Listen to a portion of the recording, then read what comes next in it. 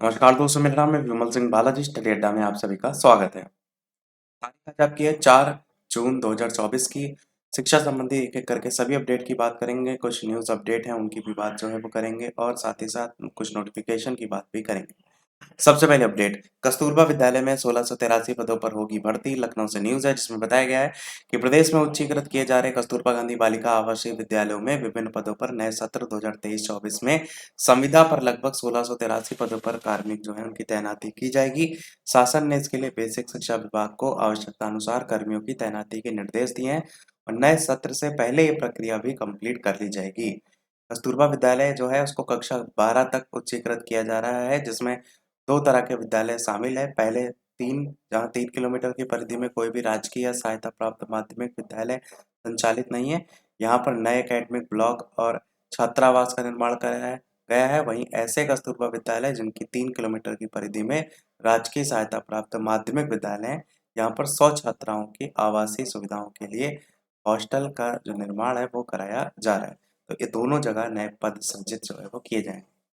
ऊपर लिखा भी गया है कि इसमें 153 प्राचार्य, 918 शिक्षक, 459 लैब असिस्टेंट, 153 हॉस्टल अधीक्षक समेत चपरासी, चौकीदार, रसोइया इन सभी के पद इसमें शामिल होंगे। अगली अपडेट देखेंगे तो यहाँ पर पदों की संख्या ज्यादा बताई गई। केजीबीवी में 3000 भर्तियां जो है वो होंगी। ऊपर 1600 समथिंग थी पर यहाँ पर 3000। कार्य संतोषजनक मिलने पर नवीन अनुबंध होगा। नियुक्तियां जो होती हैं वो यहाँ पर 11 माह 29 दिनों के लिए जो है वो होती हैं। अनुबंध के आधार पर जो है ये नियुक्तियां जो है यहाँ पर की जाती हैं। अगली अपडेट आपकी है टीआरई 3 में गेस्ट टीचर के लिए आवेदन। आज से आयोग ने अतिथि शिक्षकों के आवेदन के लिए मौका दिया है। 27 से परीक्षा संभावित है। हाईकोर्ट के निर्णय के आलोक में मिला आवेदन का मौका। 26 जिलों के डीएम से बिहार लोक सेवा आयोग ने आवासन की रिपोर्ट भी मांगी है। साथ ही 3.74 लाख अभ्यर्थियों ने आवेदन किया था, वो भी यहाँ पर टोटल आंकड़े बताए गए हैं और 27 से परीक्षा संभावित है। अगली अपडेट, बीपीएससी टीआरई 3 में अतिथि शिक्षक के लिए आज से कर सकते हैं आवेदन। यहाँ पर भी वही सारी चीजें बताई गई हैं। टोटल आवेदन आवेदन कर चुके अभ्यर्थी दे सकेंगे अपना अनुभव प्रमाण पत्र, उसको भी बताए गए हैं। अगली अपडेट, 10 जून से राज्य में स्कूलों का समय बदलेगा। डीईओ से मांगे गए सुझाव। डॉक्टर एस सिद्धार्थ ने शिक्षा विभाग के अपर मुख्य सचिव का जो प्रभार है वो संभाला है।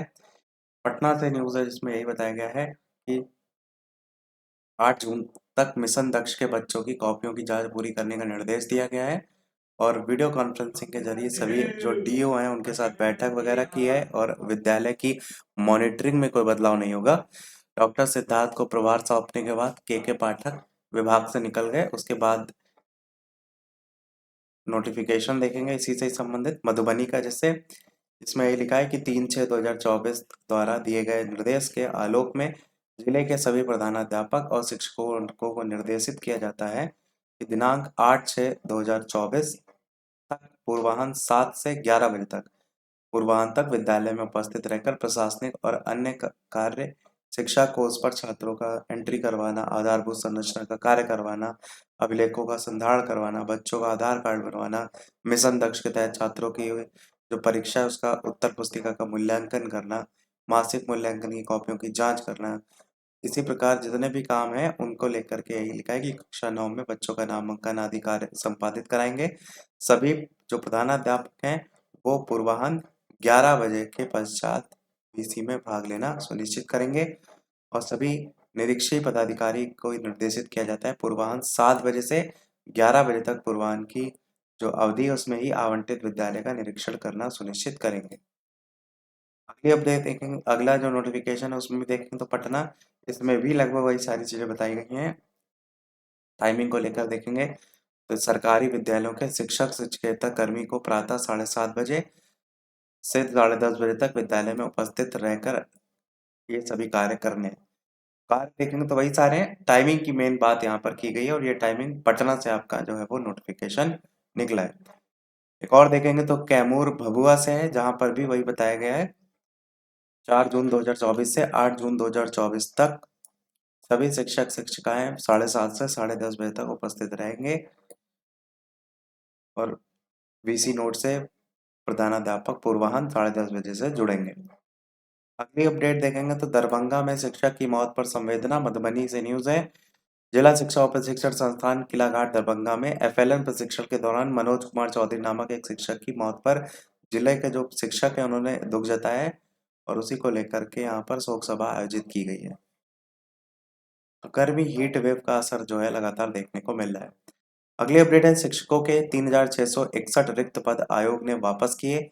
माध्यमिक शिक्षा विभाग से मांगा गया ऑनलाइन अध्याचन। प्रयागराज से न्यूज है जिसमें बताया गया है कि उत्तर प्रदेश लोक सेवा आयोग ने प्रदेश के 2427 राजकीय विद्यालयों में सहायक अध्यापक एलटी ग्रेड और प्रवक्ता के 3500 से अधिक जो रिक्त पद हैं उन पर माध्यमिक शिक्षा विभाग को लौटा दिया। आयोग ने सभी रिक्त पदों पर नियुक्ति से पहले ऑनलाइन अध्याचन भेजने के निर्देश दिए हैं। साथ ही शैक्षिक अर्हता की समकक्षता स्पष्ट करने को लेकर के भी कहा है। साफ यह है कि एलटी ग्रेड और प्रवक्ता भर्ती शुरू होने में अभी और समय लगेगा। 2018 के बाद से नहीं आई है एलटी ग्रेड की भर्ती। वो बताया गया राजकीय स्कूलों में प्रवक्ता के 500 से अधिक पद खाली हैं। सहायक अध्यापकों के 3341 पद खाली हैं और नियमावली में संशोधन के बाद ही शुरू हो सकेगी नई भर्ती। अगली अपडेट, बीपीएससी 1 दर्जन शिक्षकों की जाएगी नौकरी। सहरसा से न्यूज है जिसमें बताया गया है कि बीपीएससी से नियुक्त कई शिक्षक हैं जिनकी नौकरी जा सकती है। शिक्षा विभाग के मुताबिक अपने राज्य वाली महिलाओं और आरक्षित श्रेणी के लिए 5% की शिक्षक अर्हता छूट थी, जिसका फायदा दूसरे राज्य के लोगों ने भी उठा लिया है। ऐसे शिक्षकों को विभाग द्वारा चिन्हित किया जा रहा है और लगभग 1 दर्जन से शिक्षकों की पहचान हो भी चुकी है जिनके ऊपर कार्रवाई होगी। 124 शिक्षक दूसरे राज्य के रहने वाले हैं, आंकड़े भी दिए गए हैं। बीपीएससी ही नहीं, पूर्व में भी इस प्रकार की गड़बड़ियां हुई हैं, वो भी बताया गया है। राज्य के लोगों के लिए 5% छूट का केवल प्रावधान है, बाहर के लोगों के लिए नहीं है। अगली अपडेट, पीसीएस अभ्यर्थियों को घर बैठे मिले 135 परीक्षार्थी जो हैं परीक्षाओं के प्रश्न पत्र। आगामी राज्य कृषि सेवा परीक्षा 2024 की तैयारी में अभ्यर्थियों के लिए होगा आसान। पीसीएस, पीसीएसजे, स्टाफ नर्स, अभियंत्रण सेवा परीक्षा के पेपर ऑनलाइन उपलब्ध करा दिए जाएंगे। उसी को लेकर के लिखा है कि निःशुल्क उपलब्ध कराए रहे हैं। आयोग ने 135 परीक्षाओं के प्रश्न पत्र अपनी वेबसाइट पर अपलोड कर दिए। इससे पूर्व में आयोजित सम्मिलित जितनी भी परीक्षाएं हैं उन सभी के पेपर जो है वो शामिल हैं और सभी सभी वर्ष भी लिखा है, जैसे 2020 से 12, 13, 15, 16 इन सभी वर्षों के यहाँ पर जो है वो प्रश्न पत्र आपको यहाँ पर उपलब्ध कराए जा रहे हैं। अगली अपडेट आपकी, ग्रुप डी भर्ती में 15 पद रिक्त, फिर भी अभ्यर्थियों को नहीं दी गई नौकरी। सूचना का अधिकार के तहत ये जानकारी मांगी गई थी। रेलवे भर्ती प्रकोष्ठ प्रयागराज की ग्रुप डी भर्ती 2019 में विवाद थमने का नाम नहीं ले रही है। ईडब्ल्यूएस वर्ग में पद खाली ना होने की बात कहकर आरआरसी ने 25 अभ्यर्थियों की नौकरी जो है वो नहीं दी, लेकिन सूचना के अधिकार अधिनियम के तहत मांगी गई जानकारी में इस बात का खुलासा हुआ है कि अकेले प्रयागराज मंडल में ही ईडब्ल्यूएस वर्ग के 15 पद अभी भी खाली हैं। उसके बावजूद जो है वो नौकरी जो है वो नहीं दी गई है और क्या मामला था उसको भी डिटेल में यहाँ पर जो है वो बताया गया है। अगली और इस वीडियो की लास्ट अपडेट, इसके अलावा वीडियो लाइक शेयर भी अवश्य करते रहिएगा कि हरियाणा ग्रुप सी और ग्रुप डी इनके 53,000 पदों का भर्ती परिणाम रद्द, फिर होगी परीक्षा, दोबारा मांगे जाएंगे आवेदन। सीईटी की मेरिट लिस्ट नए सिरे से बनाई जाएगी। चंडीगढ़ ने हरियाणा में ग्रुप सी और डी के करीब 53,000 पदों के लिए आयोजित जो परीक्षा है उसके परिणाम को रद्द कर दिया है।